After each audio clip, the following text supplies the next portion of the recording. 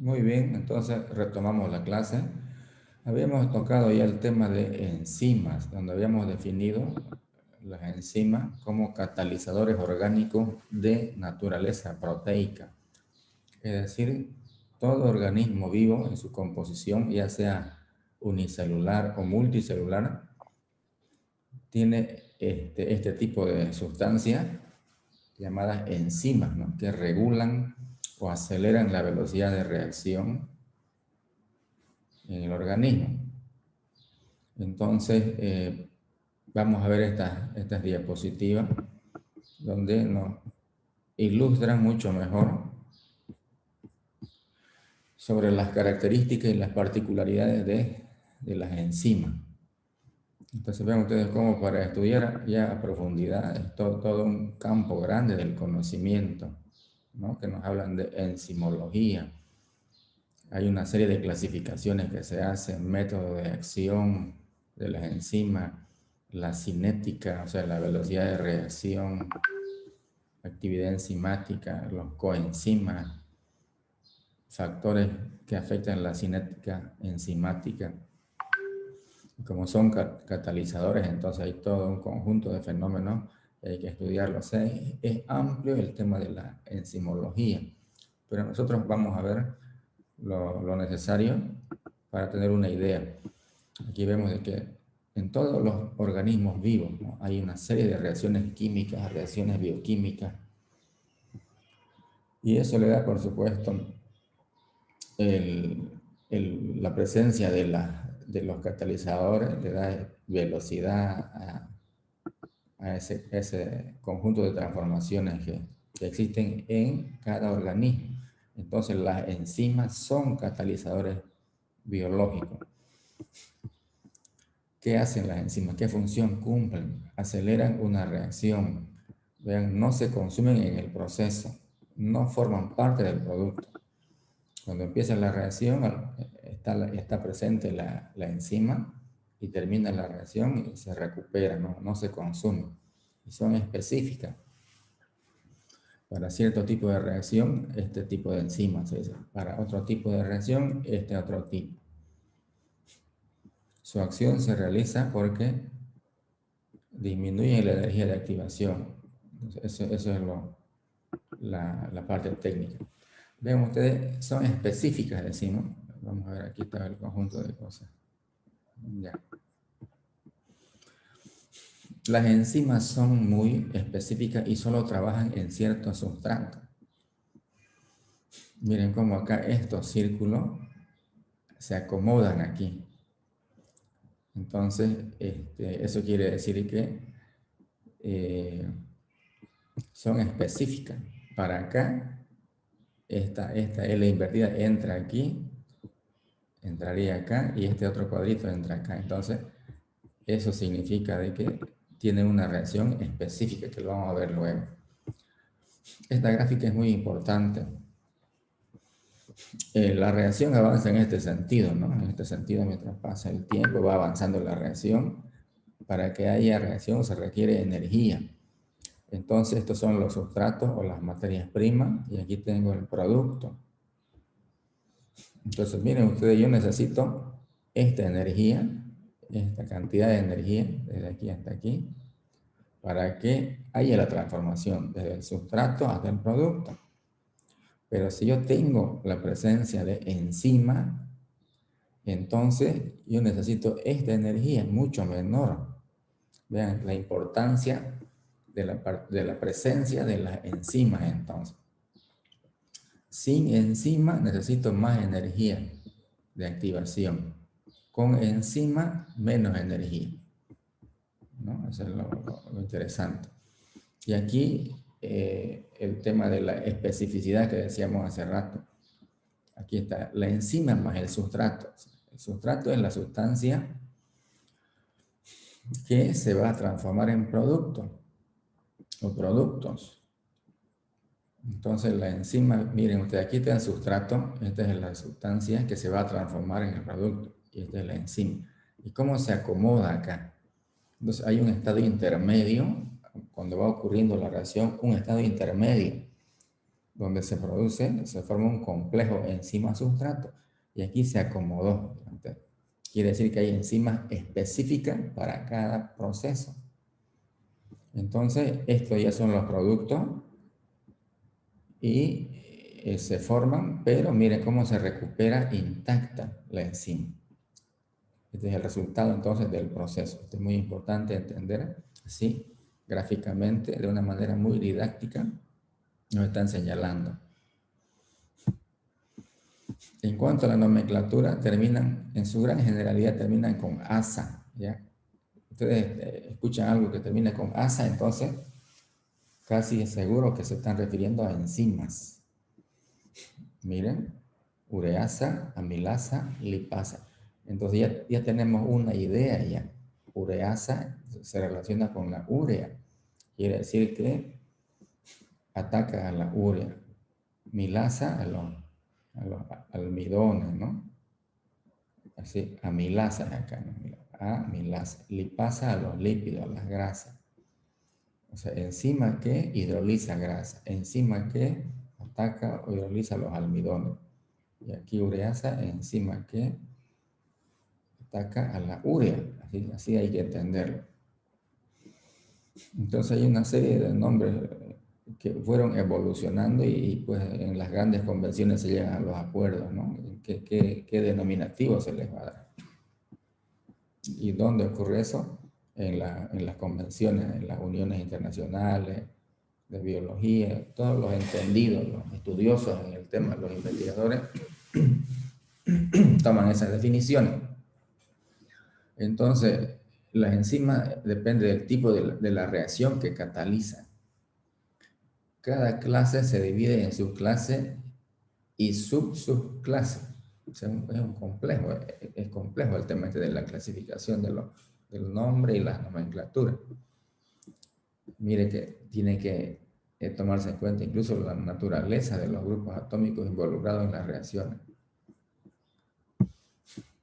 Es así que se conocen seis clases de enzimas: las oxidorreductasas, transferasas, hidrolasas, liasas, isomerasas y ligasas. Entonces, para tener una idea de en qué consiste cada grupo, vamos a ver a continuación.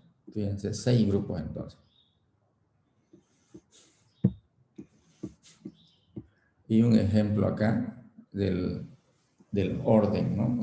El sustrato, el tipo de reacción. Miren cómo la clase principal, la subclase, subclase, número y orden. Pero ya entrando a lo más específico. A ver, ¿alguien quiere ingresar acá? Ahora sí.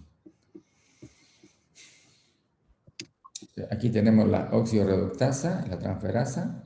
Tenemos 2 grupos. De los 6, de 2 nos están explicando. Las oxidorreductasas son reacciones de oxidorreducción. Si una molécula se reduce, tiene que haber otra que se oxide. Lógico, ¿no? Eso es lógico. Las transferasas, transferencia de grupos funcionales. ¿Qué grupos? Grupos aldehídos, acilos, glucósidos. Ese es el segundo grupo. Entonces, acá está. Veamos, tercero y cuarto, son 6, no se olviden. Las hidrolasas, reacciones de hidrólisis, ¿no? Transforman polímeros en monómeros. Las cadenas largas, por ejemplo, y complejas y pesadas, son simplificadas, como por este tipo de enzima. Aquí pueden entrar, por ejemplo, los ablandadores de las carnes que decíamos, como son cadenas largas. Entonces, ¿qué hace la enzima? Fragmenta esas cadenas, hidroliza. Acá está, ¿no? Un ejemplo puede ser, ¿no? Y pueden haber muchos otros ejemplos.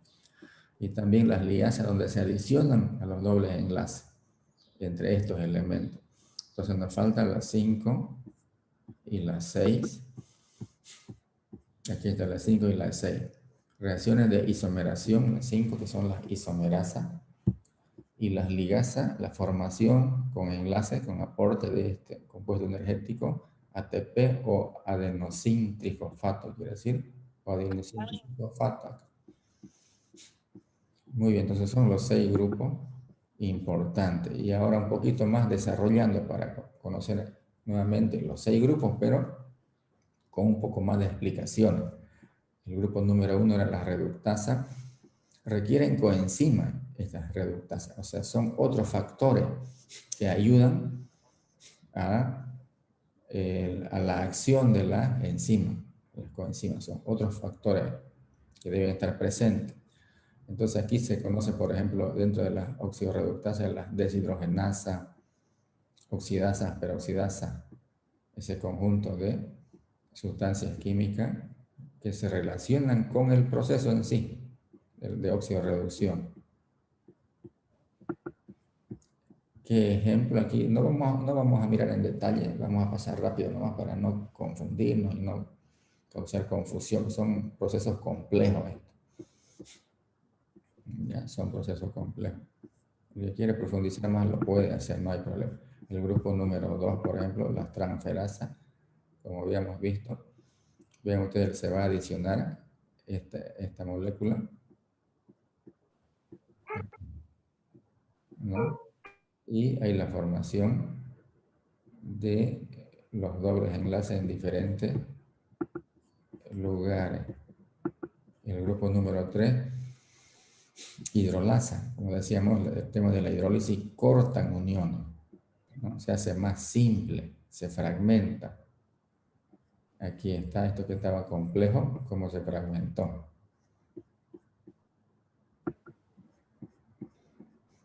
Y acá el grupo número 4, las liasas, cortan uniones también en estos lugares donde hay presencia de carbono-carbono, carbono-azufre y carbono-nitrógeno, ¿no? Y aparece una tijera acá para simbolizar de que hay una fragmentación. En el tema de los isómeros viene el tema de donde se interconvierten los isómeros, y aquí tenemos algunos ejemplos. Son temas un poco complejos y lo vamos a pasar así de manera rápida. Y el ciclo del ácido, de los piruvatos y sus componentes adicionales. Entonces, en este archivo hemos visto los 6 tipos de enzimas, ¿ya? Que nos dan una idea de cómo son sus particularidades. Ahora vamos a ver, ya entrando a una manera más práctica, ya las enzimas de origen industrial. Miren en esta gráfica, aquí tengo la energía de activación, aquí tengo los productos, y aquí tengo los sustratos que se van a combinar para llegar al producto. Entonces, aquí tengo una parte alta, una energía alta, que se requiere si no tengo enzimas, pero si tengo enzimas, vean, el trayecto es más corto, quiere decir, ¿no? Las enzimas hacen de que se haga más corto el camino. ¿Para llegar a dónde? Para llegar a los productos. Pero si no tengo las enzimas, entonces voy a tener que necesitar esta energía grande. Eso es lo que nos indica con esa gráfica en el tema de la energía de activación. Casi todas las reacciones en células vivas son catalizadas y controladas por enzimas. Miren ustedes, qué importante esto de acá. Ya sea toda célula viva, no solamente animales superiores, ¿no? Especies unicelulares, multicelulares. Y bueno, un poco acá de cantidades que nos hablan, ¿no? Y acá nuevamente el tema de la definición, catalizadores biológicos. Convirtiendo sustancias en otros productos sin sufrir cambio alguno. Ustedes han estudiado las enzimas en catálisis, en otras materias, y han visto de que los catalizadores se recuperan al final, y aquí también se recuperan. Aquí vemos entonces enzimas animales que producen enzimas, plantas también, ¿no? Y microorganismos. Entonces hay 3 fuentes importantes, 3 fuentes productoras de enzimas. ¿Cuáles son esas fuentes? Animales, los vegetales y los microorganismos. Un poco de historia, miren ustedes, descubrimiento de enzimas digestivas en el siglo XIX, por esta época se conocieron desarrollos de métodos para la obtención de enzimas. Los mamíferos tienen un componente en un organismo, un órgano, ¿ya? Donde concentra elevadas cantidades de estas moléculas. Por ejemplo, la pepsina del forro, del estómago de cerdos y ganado, todos los mamíferos, como decíamos, la pepsina del cuajo del estómago de los vacunos, ¿no? Y otro tipo de enzimas, ¿no? Para la producción de queso, habíamos dicho el tema del cuajo. Ahora miremos las enzimas que provienen de los vegetales. Plantas, fuentes potenciales de enzimas a escala industrial, los granos. Por ejemplo, la cebada que es para la producción de cerveza, ¿no? Tiene elevada concentración de enzimas y muchos otros granos más. Hay que remojarlo, hay que promover la germinación, y cuando ya tiende a nacer la planta, se hincha el grano, entonces ya se convierte en malta, la cebada.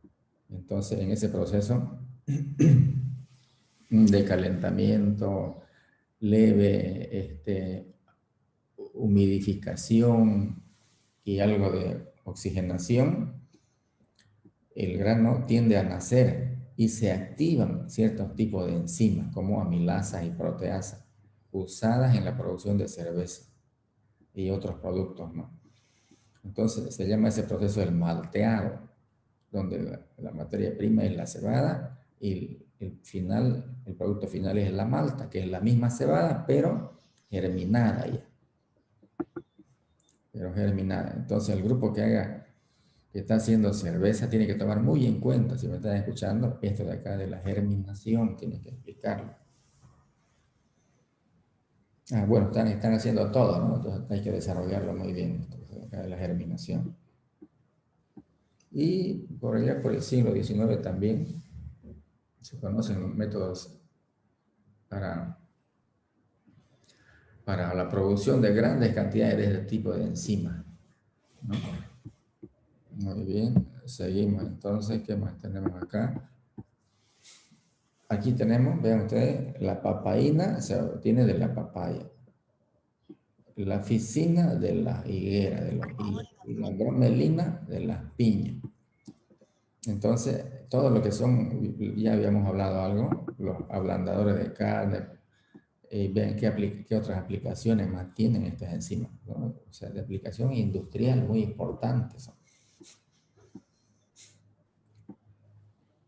Diferentes tipos de enzimas. Entonces, seguimos admitiendo a sus compañeros que están entrando. Entonces, enzimas de origen animal, vegetal,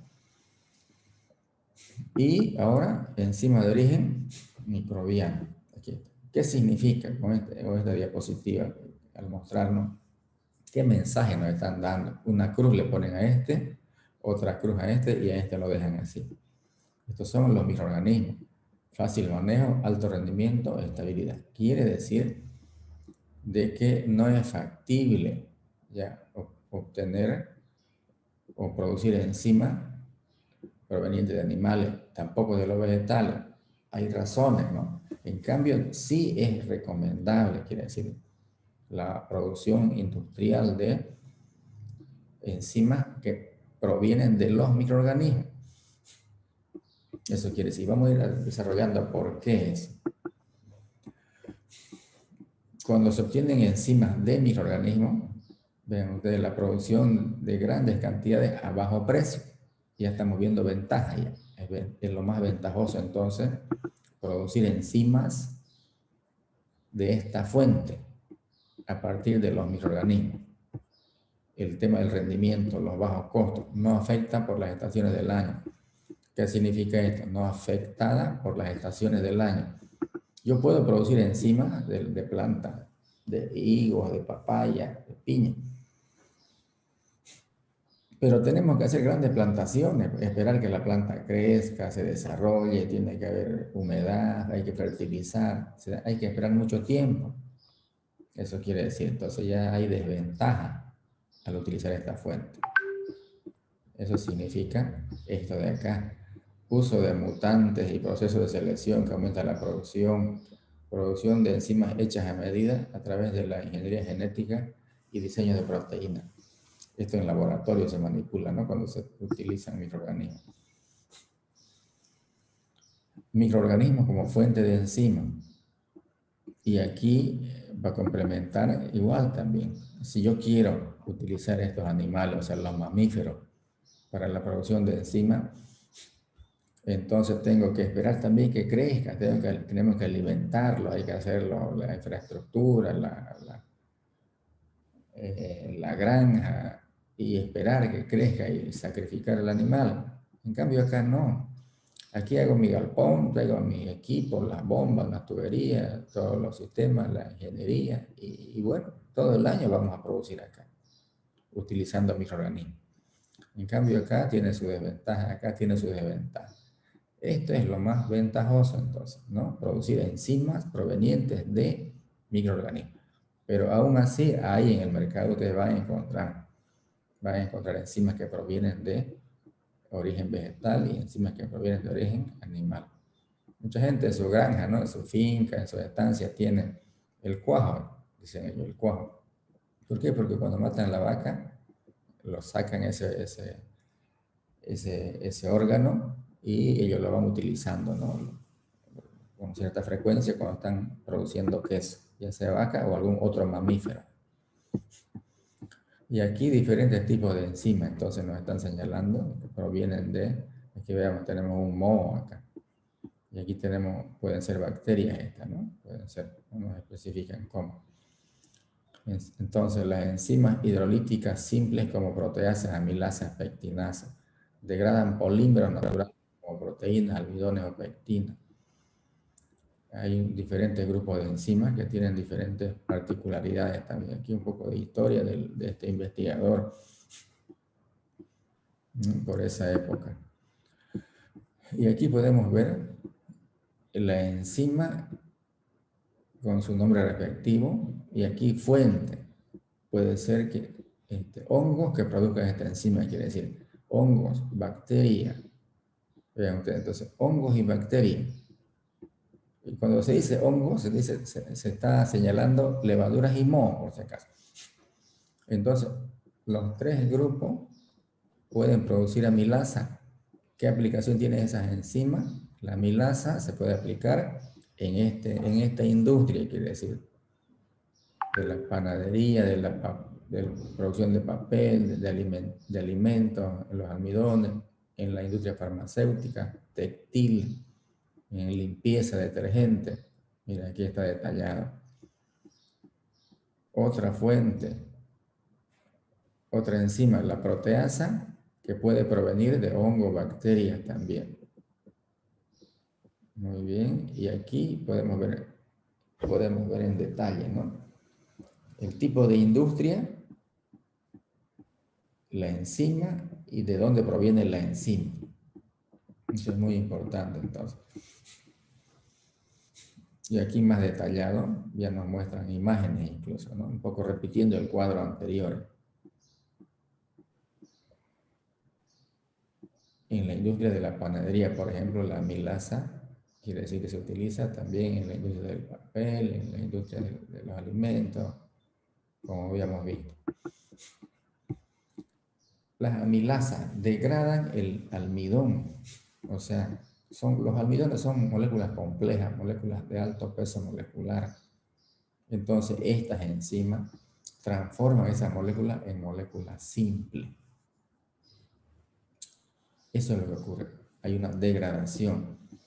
Aquí están los almidones, son compuestos de almacenamiento de energía en plantas, ¿no? Fíjense, entonces, son moléculas de alto peso molecular y las amilasas entonces tienen esa función. Aquí un poco de historia. Sacarificación genera mucha dextrosa. cuando expliquen el grupo que está, bueno, todos están haciendo, van a tomar en cuenta también la sacarificación en cerveza, ¿ya? Hace rato les había dicho, el malteado. Van a tomar en cuenta y van a explicar qué es el malteado en el trabajo de cerveza y qué es la sacarificación también, ¿no? Yo les estoy pidiendo trabajo corto, pero lo más importante señalar. Lo más importante. Y estos dos aspectos que les estoy mencionando, estas dos etapas, son muy importantes en la producción de cerveza, lo que es el malteado y la sacarificación. Entonces, aquí nuevamente nos recalcan de que las milasas son de relevancia en la producción de cerveza. Reemplazo de malta por granos sin germinar, el maíz o arroz prácticamente no contienen enzimas. Entonces, el maíz o arroz, por ejemplo, no contienen estas enzimas, pero sí la cebada tiene. Entonces, quiere decir que, o sea, las cervecerías enriquecen sus almidones, le agregan adjuntos. La mayoría de las cervecerías le agregan harina de maíz o de arroz, le agregan para enriquecer los almidones. Entonces, esas cadenas largas son fragmentadas, pero por las enzimas que están presentes de la malta, la cebada germinada. Entonces se añaden enzimas amilasas, glucanasas y proteasas de hongos y bacterias. Miren cómo adicionalmente se agrega, adicionalmente, ¿no? Porque tiene que haber una buena concentración de enzimas en el proceso. Almidón, azúcares que sufren fermentación alcohólica por levadura. Los almidones se transforman en azúcares fermentescibles. O sea, vuelvo a repetir, los almidones son moléculas complejas, no se fermentan los almidones. Primero ese almidón tiene que transformarse en un azúcar fermentescible y recién se va a fermentar. O sea, una glucosa, por ejemplo. Por ejemplo, una glucosa.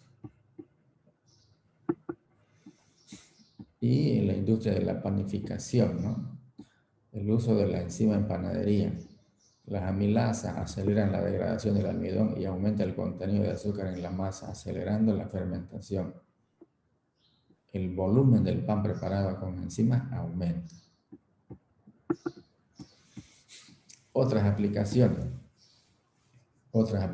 el desengomado.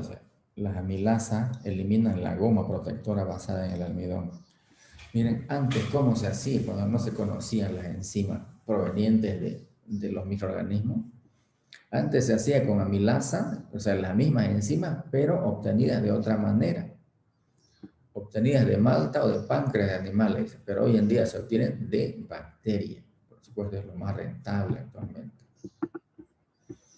Y lo más viable económicamente y técnicamente. Son enzimas resistentes a elevadas temperaturas para acelerar el proceso.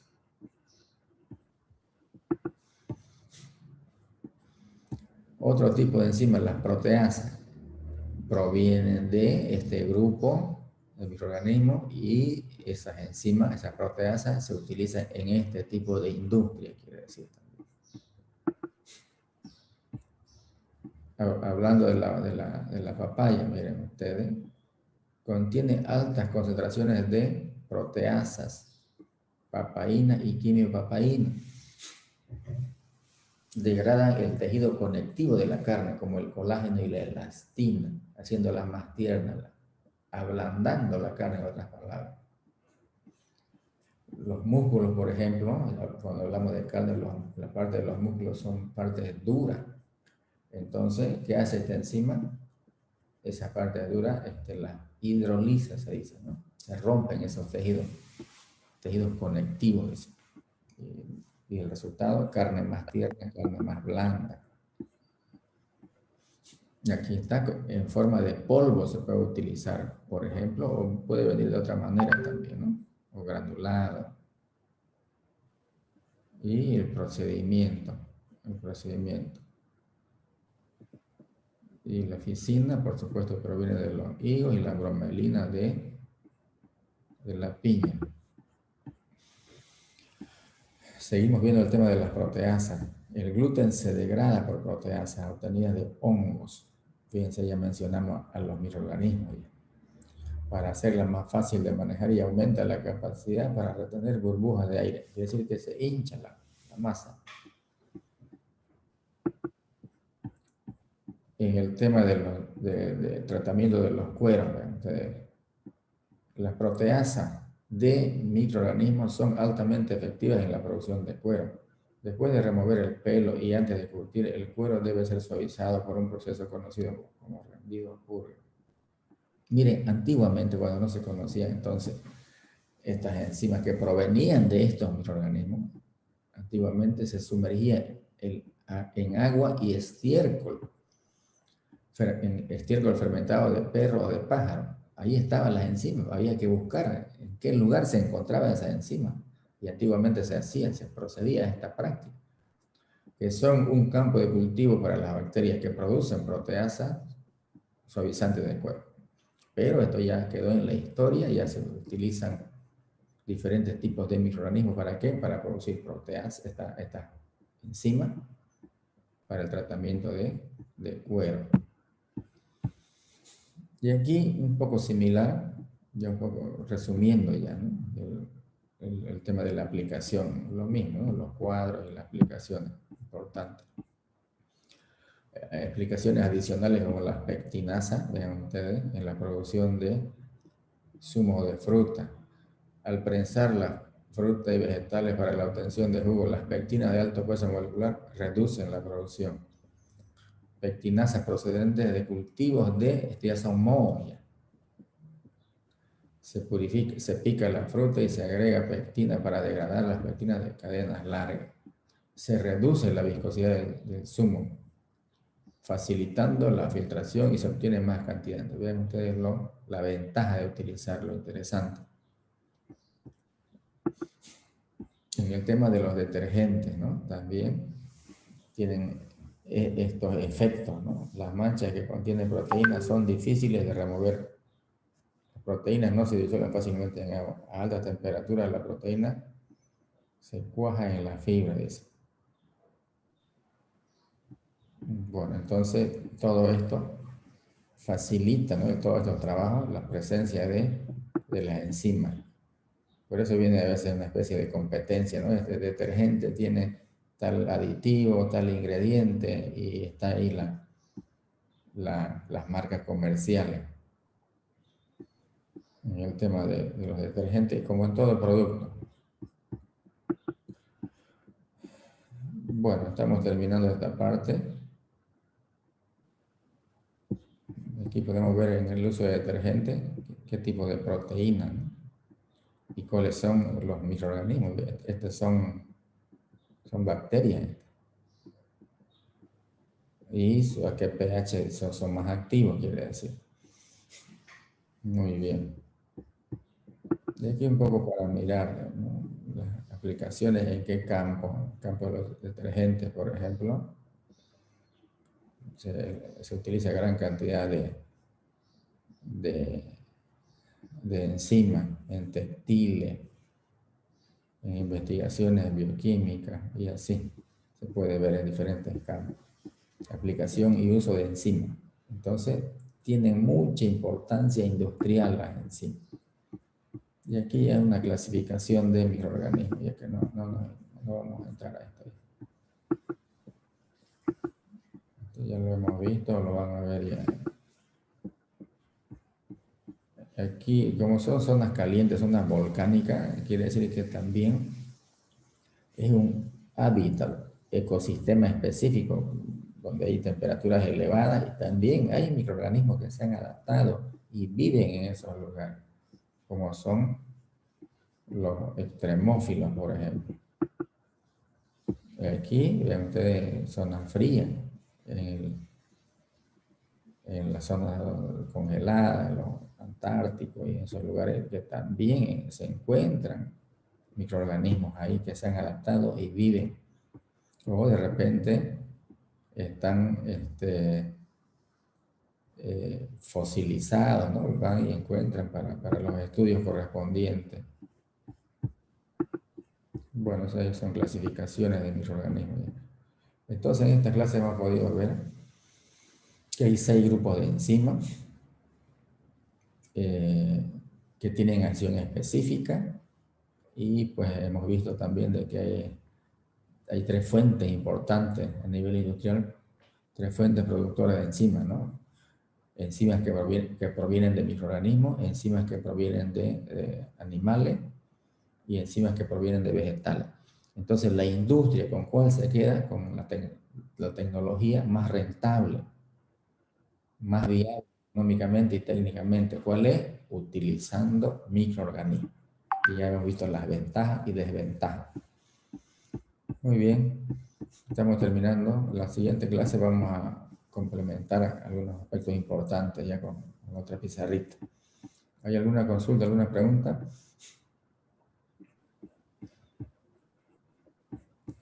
Hemos fijado examen, ¿no? Con ustedes para el sábado o para el domingo.